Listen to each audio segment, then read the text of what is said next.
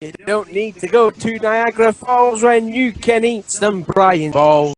What's going on, NASCAR diecast collectors and diecast reviewers on YouTube?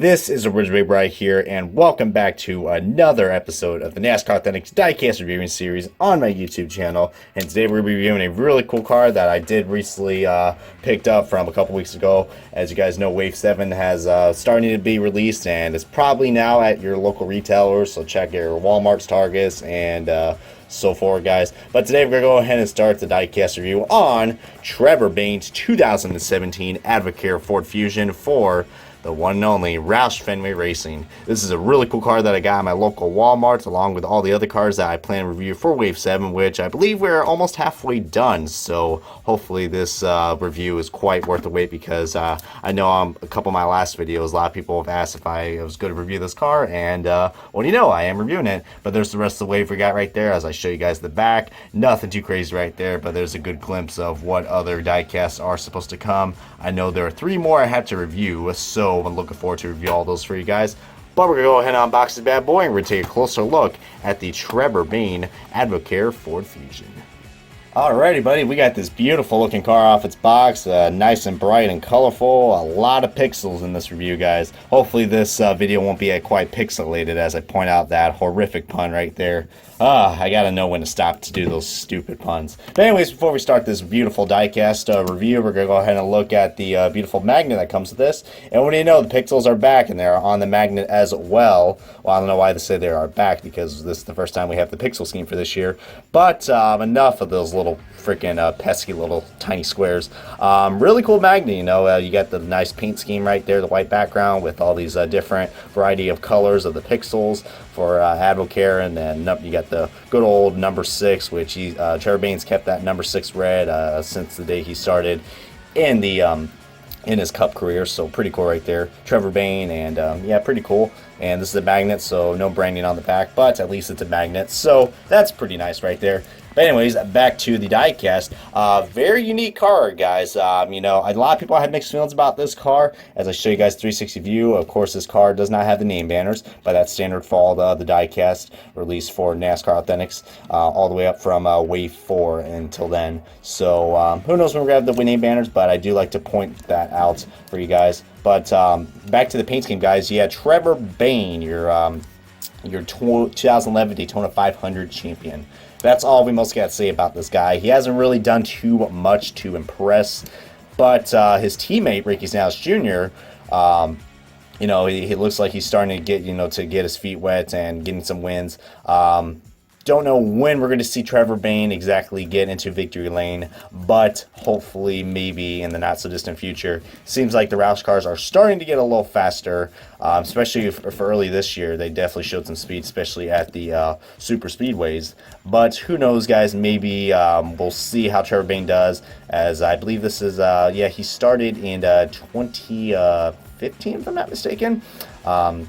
In his Cup career. Actually, I know he started with the Wood Brothers team back in 2014, and then went to the number 6 car in 2015. So, yeah, pretty nice looking car, if I had to say so myself. Would I recommend getting this car? Well, it depends. I mean, if you like last year's car, which last year's was basically just an all-white car, and it had a checkered flag design, it was kind of faded in. It looks pretty cool. I kind of liked it. I'm kind of surprised that NASCAR Authentics didn't make this car.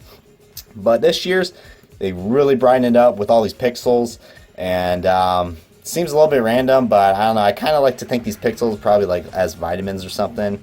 I don't know. That's the kind of vibe I'm getting from this car, because, you know, AdvoCare, they are a dietary supplement company. So yeah, I'm talking all technical now. Man, this is quite an interesting diecast review. But yeah, you know, a lot of people have mixed feelings about this paint scheme. I think it's a nice refresh. I think last year's probably was a little bit more better in my opinion, but I'm glad they brought a lot more color to this paint scheme. Start something. Well, yeah, that's quite the slogan right there. But I think AdvoCare's marketing department really needs to work on their slogans, because from 2015, when they had the AdvoCare car, that their slogan was "We build champions," and clearly that's not quite right, because Roush Fenway Racing has been competitive, and now they just went basic and just said "Start something." So yeah. I guess AdvoCare really is kind of, thinking out of ideas to think of a nice slogan for their brand. But speaking of the 2015 car, guys, I do have this car with me. This is the NASCAR Authentics. This is the last time we actually had a Trevor Bayne NASCAR Authentics car, besides the Don's Throwback car from last year. So I do have all three with me, but I don't want to take the Don's Throwback car out of its box.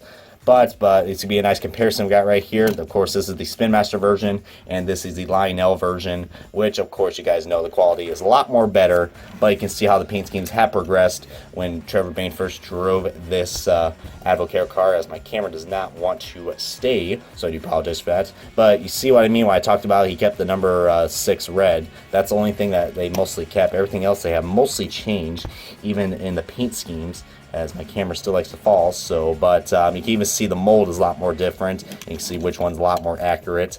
But, if you are a Trevor Bayne fan, I'm sure you guys probably both have these diecasts, and I would recommend, getting both of them. We strongly recommend indeed.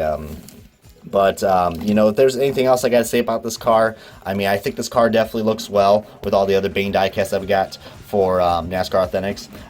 This one was a big surprise. I didn't think we were going to get it for Wave 7, but maybe it's a good reason why I picked this up, because I don't really have that much Trevor Bayne diecast in my collection. I feel like you guys should do so as well. If you guys are strictly collecting NASCAR Authentics diecasts like me, then I would recommend this.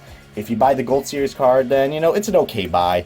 But it's something I probably, wouldn't go too crazy on, but still a decent looking car regardless, what you guys want to get. But definitely for any Baynes fans out there, I would strongly recommend getting this car. But what more do I gotta say about this diecast, guys? I hope you guys enjoyed this diecast review of Trevor Bayne's 2017 AdvoCare Ford Fusion for Roush Fenway Racing.